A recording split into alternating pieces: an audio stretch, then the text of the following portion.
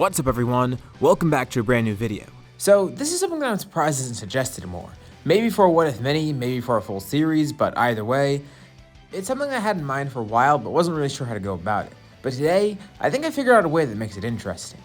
So I guess as of now, we'll just consider this a one-off, but I might turn this into a full series if there's enough interest. Otherwise, for now, we're just gonna leave it as is. But today we'll be looking at a scenario where Majin Vegeta ends up killing Buu, and it's gonna be changing a lot more than you might think. For this video, let's hit a like goal of 4,000 likes. If we hit that, I'll continue the story with another part and make it a full series. Anyways, let's pick it from here. The scenario starts off in a pretty obvious spot. Vegeta is facing Buu, and he decides to make the ultimate sacrifice. He gives up his life in order to try and defeat Buu, performing his final explosion. But here's where things change.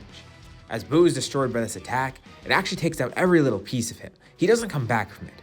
Piccolo and Krillin watch on, amazed. The power in this attack, there's no way Buu could survive. And thankfully this time, he doesn't. Vegeta's attack is successful. Besides a badly injured Babidi, who is pretty easy to deal with, there's nothing now that they need to worry about. It cost him his life. But Vegeta's attack worked, and ended up killing Buu, taking him down with him.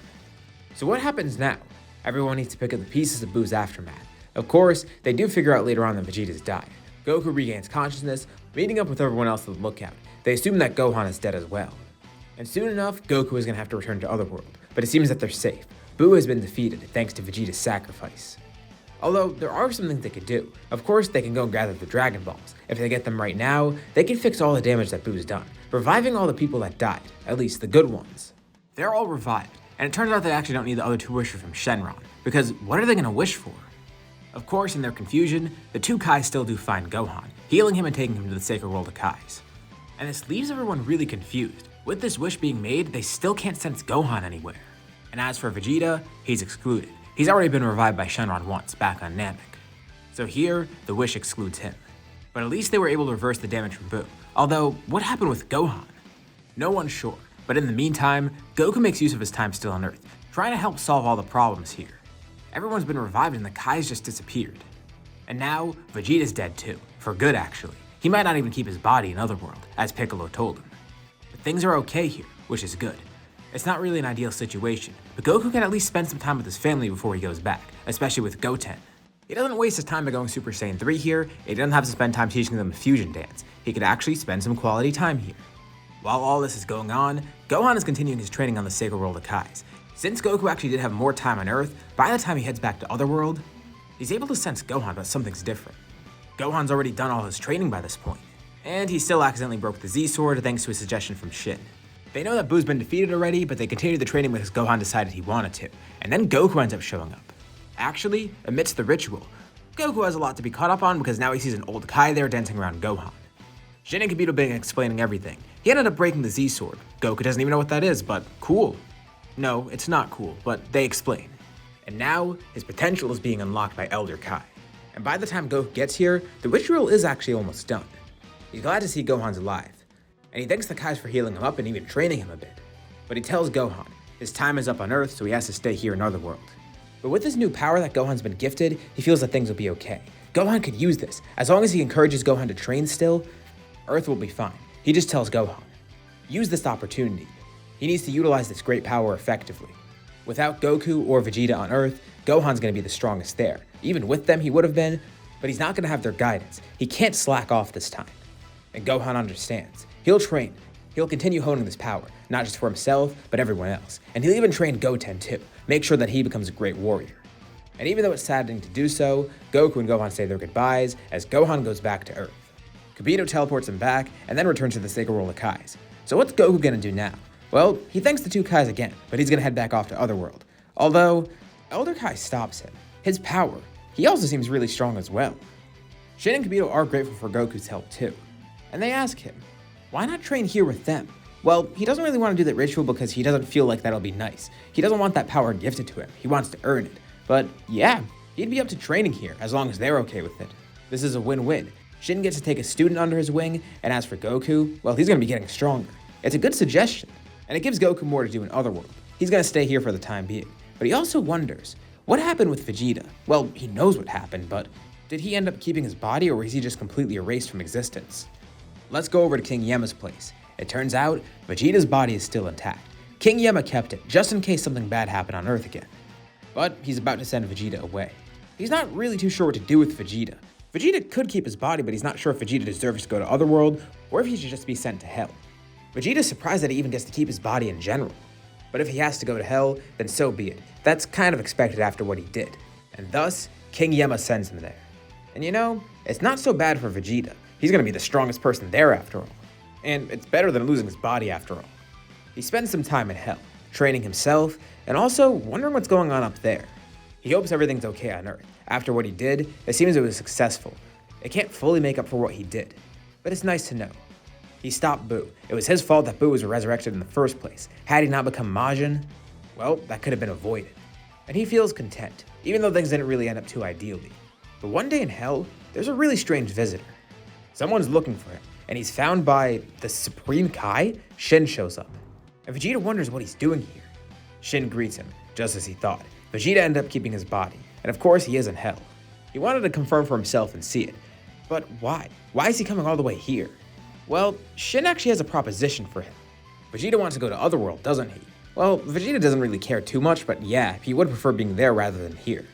Although, he is managing pretty well here, all things considered. But yeah, Otherworld would definitely be better. How would he even get there though? After all that he's done, he doesn't deserve to go up there. But maybe he can.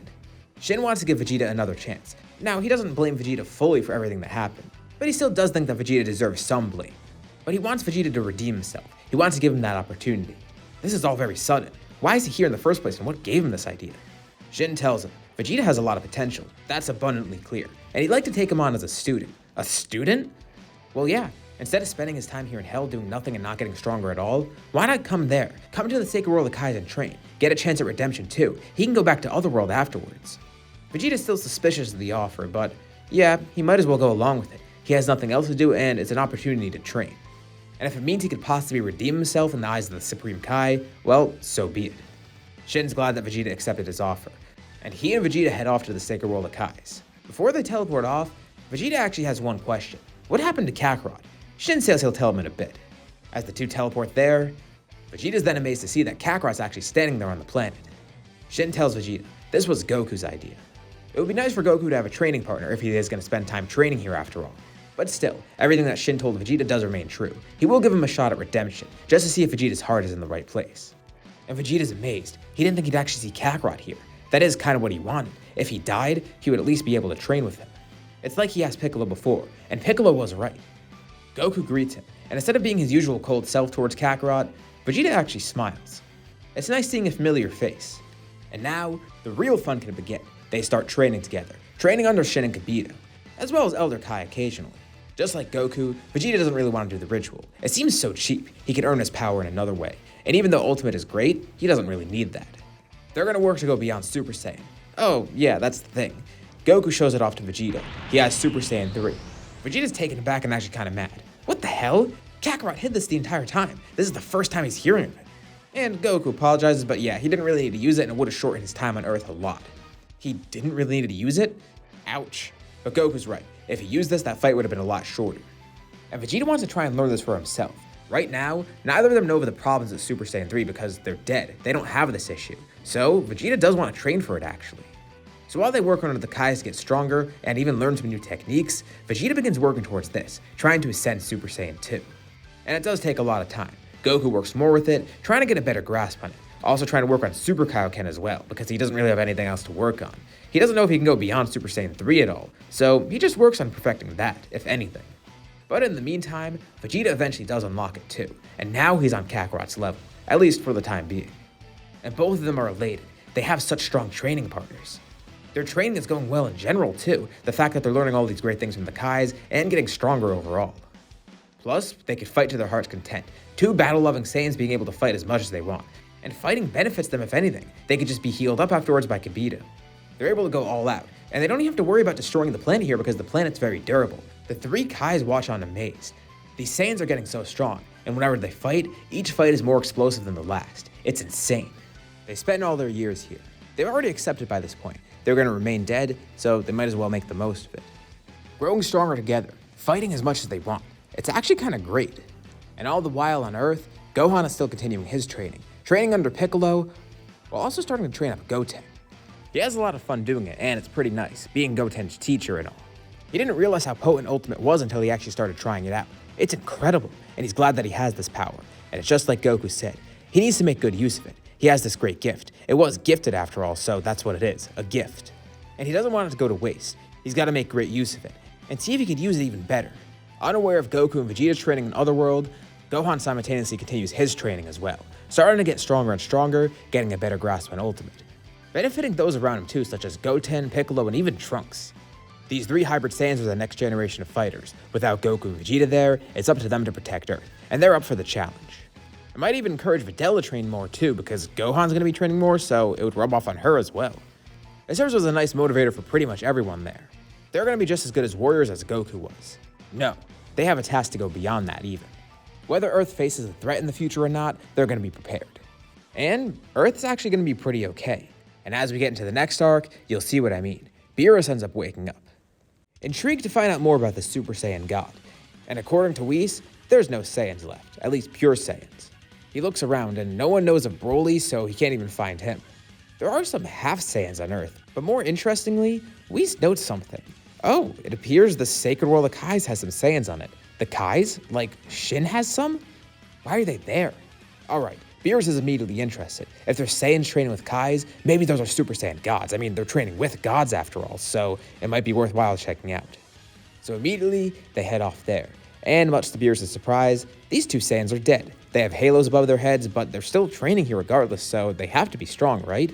And Shin's surprised. He sensed Beerus waking up, as is the other 2 Kais too. And Vegeta's completely dumbfounded. Beerus? Goku's the only one who's lost here, not knowing who Beerus is. But Beerus introduces himself, saying hi to everyone else here. He tells them not to worry. He's not here for anything bad. No. He just wants to figure out more about a Super Saiyan God. I mean, these are 2 Saiyans training with gods after all. Maybe they would know something. A Super Saiyan God? Yeah, they know nothing about that. They know about Super Saiyan and even Super Saiyan 2 and 3, but this is the first time they're hearing of a Super Saiyan God. Oh, really? Well, he might as well test out their power as a Super Saiyan. Maybe that's something. So, Goku and Vegeta show off their strength. Vegeta's kind of against it because he doesn't really want to anger Beerus, but he goes with it because, well, Beerus is asking for it, and if anything, it'll anger him not to fight Beerus. The 2 even show off Super Saiyan 3. Vegeta's sure that this will work, so is Goku. They've gotten so much stronger in general, and they perfected Super Saiyan 3 to a point where it gets so much stronger too. But even with that, Beerus completely embarrasses them. And not just individually, no. They fight together with Super Saiyan 3, and it still doesn't do anything. Even utilizing techniques they learned from the Supreme Kais. Nothing is working, but Beerus is still somewhat impressed. They are pretty strong, for mortals at least. Of course, they're not at his level, but hey, maybe they can be in the future. If they grew this quickly, according to their own accounts, maybe they can get even stronger. Maybe they can get to his level, becoming good rivals. They don't know anything about the Super Saiyan God yet, but he's sure they could work something out. Maybe Whis could help find something. And they are training under Kais after all. Maybe this is the best path for that. But even better, why not train under a god of destruction? Wait, what? Everyone's taken aback, especially Shin. No, these are his students. Is Beerus going to take them? Yeah, that's exactly what he's planning. Shin is a bit intimidated, but he knows Beerus isn't going to do anything to him. But after considering for a bit, he realizes, yeah, this might actually be pretty good. I mean, they are his students. If Whis trains them, they're going to get a lot stronger, and they'll eventually come back here anyways. This might actually be best for them. He can't be selfish. He has to keep their interest in mind too. So ultimately, it's up to the 2 Saiyans. And of course, they decide to go along with it. No matter what it takes, they're going to find out how to become a Super Saiyan God, if that's possible. They'll learn what it is and how to obtain it. And along the way, they'll grow even stronger than before. Beerus is elated, as is Whis. This is going to be interesting, especially because these 2 are dead. It's going to make things very weird. And of course, on Earth, no one's aware of this going on. But how is this going to change the story going forward? Well, we'll have to save that for later if this series continues. This is where we'll leave off for now. So, what did you guys think about this part? And what do you think about this scenario as a whole? Leave any thoughts and suggestions in the comments below. I'll be sure to check them out to see what you guys think. As always, if you like the video, be sure to drop a like. And let's try to hit that like goal from the beginning of the video so we get another part of the series and continue it into a full story. Also, if you haven't already, why not subscribe? As well as hitting the bell icon to be notified about any future uploads on my channel, including more parts of the series or any other videos like it. Anyways, thank you all for watching, and I'll see you all in my next video.